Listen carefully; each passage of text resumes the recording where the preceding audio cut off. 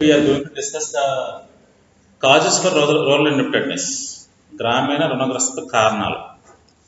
మనం ఆల్రెడీ నిన్న క్లాస్లో చెప్పుకున్నట్టు ఎక్కువ శాతం మంది గ్రామీణ ప్రాంత హౌస్ హోల్డ్స్ మనం ఇచ్చిన స్టాటిస్టిక్స్ ప్రకారం 26.5% హౌస్ హోల్డ్స్ అన్నీ కూడా రుణగ్రస్తతకు గురై ఉన్నారు. కాబట్టి once they are entangled in indebtedness, they will not have the capacity, they will not have the credit in their hands.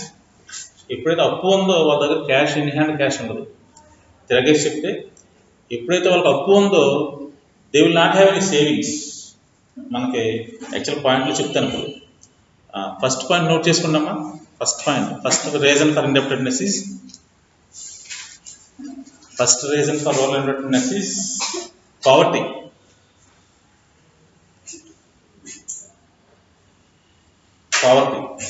Actually, poverty means పేదరికం అంటాము. In this poverty, we can tell within one single sentence: the incapacity to have minimum needs can be called as poverty. కనీస అవసరాలు తీర్చుకోలేని స్థితిని మనం పేదరికంగా తీసుకోవచ్చు. అంటే బయట కనిపించే ప్రతిదీ పేదరికం కాదు. We have some parameters. We have two types of poverty in India. To measure, we have two types of poverty. First one is absolute poverty, and the second one is relative poverty. Absolute poverty means we give a minimum level of income. Those persons who are not getting that much income will be below poverty line. Those persons who are getting more than the prescribed level, they are above poverty line. మీరు బయట వింటూ ఉంటారు ఈ పదాన్ని, BPL families అంటారు. Below poverty line families అనమాట. మనకి government ఏం చేస్తూ ఉంటుందంటే అకేషన్గా level of standard level of income release చేస్తూ ఉంటుంది. అంతకంటే తక్కువ వచ్చే వాళ్ళని మనం బిలో పవర్టీ లైన్ అంటాము, బిలో పవర్టీ ఫ్యామిలీస్ అంటాము. ఎక్కువ ఉన్నటువంటి వాళ్ళని అబవ్ పవర్టీ లైన్ ఫ్యామిలీస్ అంటాం. అందుకని అబ్జర్వ్ చేయండి, మీరు PDS public distribution system below అనుకోండి, బిలో పవర్టీ లైన్ హౌస్ హోల్డ్స్కి కొన్ని సదుపాయాలు ఎక్కువ ఇస్తారు. అబ్జర్వ్ చేస్తారా మీరు? అంటే మీకు అవసరం రాకపోయిన టౌన్ కాబట్టి బిలో పవర్టీ లైన్ హౌస్ హోల్డ్స్కి కొన్ని ఎక్కువ కమోడిటీస్ ఇస్తారు, రైస్ కానీ ఇటువంటివి ఎక్కువ ఇస్తారు వాళ్ళు. అబవ్ పవర్టీ లైన్ ఫ్యామిలీస్కి అన్నీ ఇవ్వరు. ఎందుకని? As they are in the above poverty line, it is an indicator that they are getting more income. When they are getting more income, they can avail the facilities. That is with regard to absolute poverty. And the second one is relative poverty.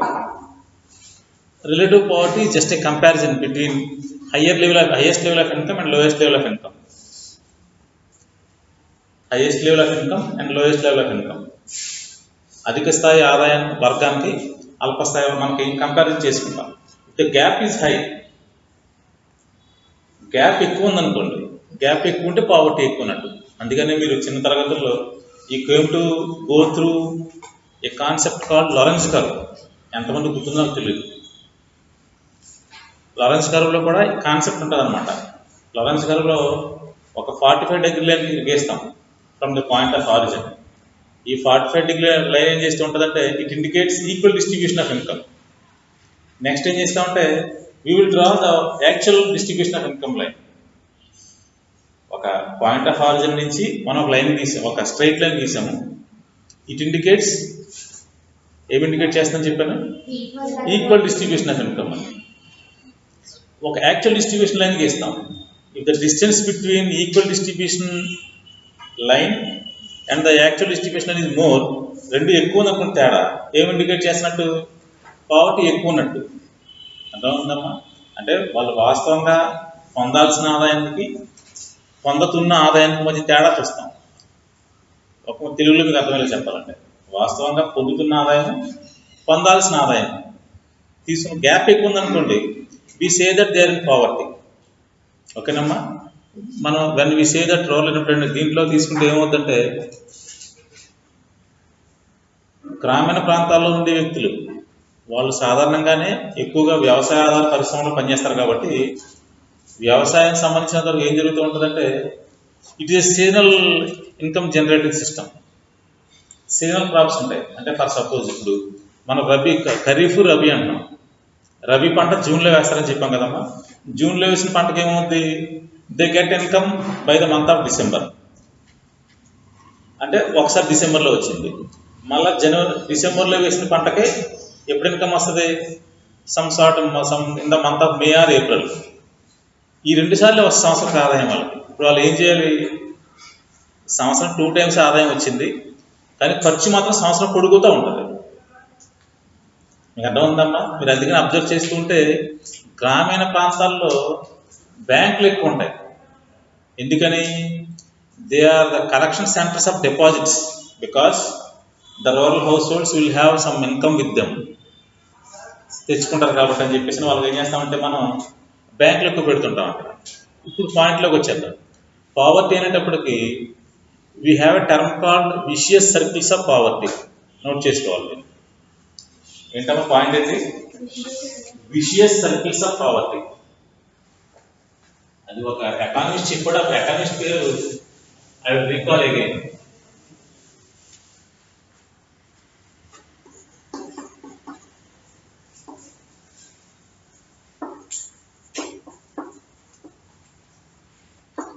Vicious circles of poverty.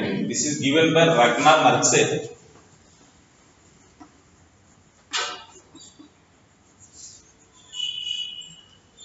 That economist name is Ragnar Marxey.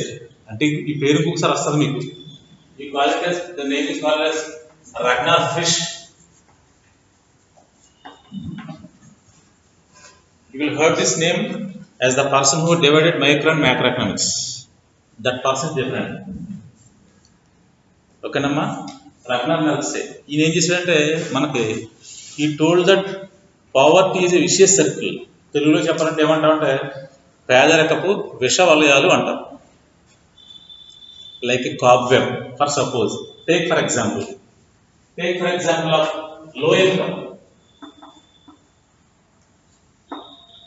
Rural హౌస్ హోల్డ్స్కి తక్కువ ఆదాయం వస్తుంది కాబట్టి లో income అనుకోండి. When they have low income, automatically it will leads to low savings. It will lead to low savings. ఇప్పుడు తక్కువ ఆదాయం ఉందో it will leads to low savings. మనకి we have a concept called Keynes first psychological law. మీరు already చదివారు, మర్చిపోయింటే నేను record చేస్తాను. కానీ సాధారణంగా ఏం జరుగుతూ ఉంటుందంటే తక్కువ ఆదాయం ఉండేవాడు తన ఆదాయం ఎక్కువ శాతం ఖర్చు పెట్టుకుంటాడు లేదా అప్పు చేసుకుంటాడు. ఎక్కువ ఆదాయం ఉండేవాడు తన ఆదాయం తక్కువ శాతం ఖర్చు పెట్టుకుని ఎక్కువ శాతం సేవింగ్ చేస్తాడు. అది కీన్స్ ఫస్ట్ సైకలాజికల్ అంటాం మనం. ఇప్పుడు ఇక్కడ తీసుకుంటే ఏమవుతుందంటే when a person has low income, it automatically indicates that is spending all the money in his hand. If you reverse it, is saving less. When there are low savings, it leads to low investment.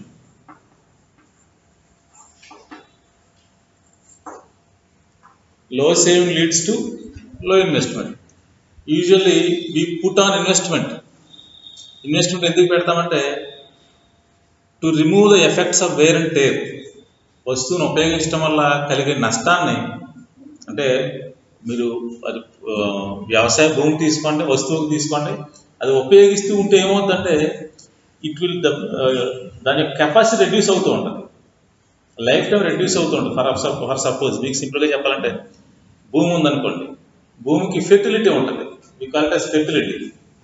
If you keep on planting the same type of crop, automatically it will give low productivity. అర్థం ఉందా? నాకు already told you that in order to cultivate paddy we need black soil. వరిని పండించాలంటే మనకు black soil కావాలి. కానీ ఇప్పుడు ఏం చేయాలి? మనం కంటిన్యూస్గా మధ్యలో గ్యాప్ ఇవ్వకుండా, క్రాప్ రొటేషన్ చేయకుండా కంటిన్యూస్గా ప్యాడీ వేస్తున్నాం అనుకోండి, ఏమవుతుంది?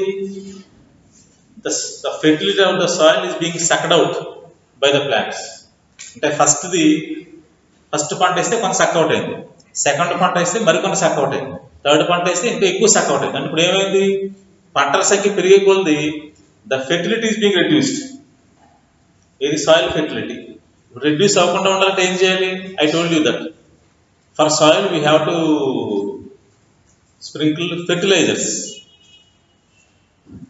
ఫెర్టిలైజర్స్ పెస్టిసైడ్ తేడా ఉందని చెప్పాను. Fertilisers are for soil conservation, pesticides are for to reduce the pesticides are insects, rodents or like that. ఇందులోకి వచ్చి ఇప్పుడు తక్కువ ఆదాయం ఉంది, లో ఇన్కమ్ ఉంది కాబట్టి లో సేవింగ్స్ అయ్యింది. లో సేవింగ్స్ అయిన కారణంగా he has less amount in hand, కాబట్టి లో ఇన్వెస్ట్మెంట్ చేస్తున్నాడు. ఇప్పుడు తక్కువ పెట్టుబడి పెడుతున్నాడు. ఇందాక మనం చెప్పాం, వస్తువు లేదా భూమి ఉపయోగించడం వల్ల దానికి కెపాసిటీ తగ్గుతూ వస్తుంది. ఇప్పుడు తక్కువ పెట్టుబడి పెట్టినప్పుడు ఏమవుతుంది అంటే తక్కువ స్థాయి రీప్లేస్ చేస్తున్నట్టు అర్థం. అంటే భూమి డీగ్రేడ్ అవుతూ ఉందనుకోండి ఫర్ సపోజ్, అంతే కదా అర్థం. అలా డీగ్రేడ్ అవుతుంది. ఎక్కువ మొత్తం పెట్టుబడి పెడితే ఏమవుతుంది, డీగ్రేడ్ అయినటువంటి ఫెసిలిటీ అంతా రీగైన్ అవుతుంది.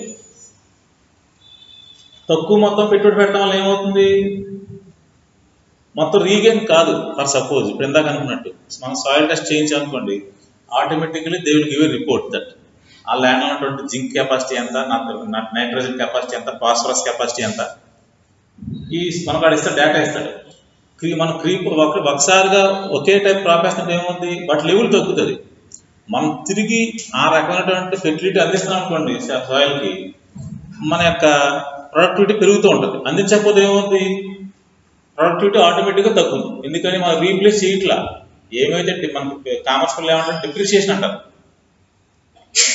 డిప్రిషియేషన్ గురవుతున్నటువంటి ప్రొడక్టివ్ కెపాసిటీని మనం తిరిగి ఇన్వెస్ట్మెంట్ తోటి రీప్లేస్ చేయకపోతే ఏమవుతుంది, దాని కెపాసిటీ తగ్గుతూ ఉంటుంది. లో ఇన్వెస్ట్మెంట్ ఏమైంది, ఇప్పుడు ఇట్ లీడ్స్ టు లో production.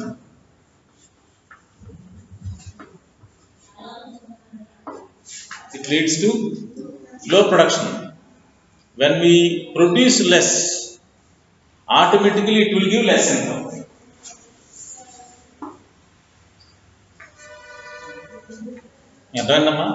When the amount of produce we are doing is very very less, the amount of income which we get from it will be very low.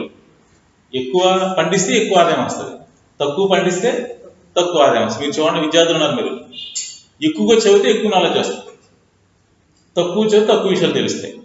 అదే చదివినోడికి చదవనోడికి తేడా. మనం ఎప్పుడు మీరు రిపీట్ చేస్తున్న sentence readers are leaders, the more you know the less you fear. మీరు observe చేయండి. I always tell students about the example of Gandhiji. Gandhiji at the age of 77, on the day which he died, he went and attended for a language class.